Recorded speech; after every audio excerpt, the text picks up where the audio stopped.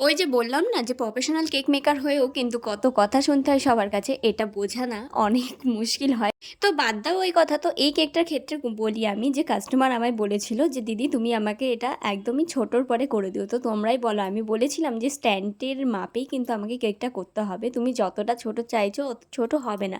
বললো, "আমার ১০ জন লাগবে।" তো ১০ জনের হিসেবেও কিন্তু কেকটা অনেকটাই বড় হয়ে গেছিলো। কারণ আমি নিচে 2 পাউন্ড করেছিলাম, উপরে 1 পাউন্ড করেছিলাম। কিন্তু 2 পাউন্ডের থেকেও দেখো কেকটা আমার স্ট্যান্ডের মানে মধ্যে ঢুকে গেছে। সেটা তোমরা দেখলেই বুঝতে পারছো।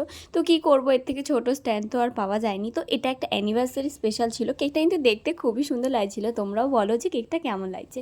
তো যাই হোক, কাস্টমারের ডিমান্ড ছিল যে একদমই ছোটোর পরে করে দিতে, যত না ছোট করা সম্ভব।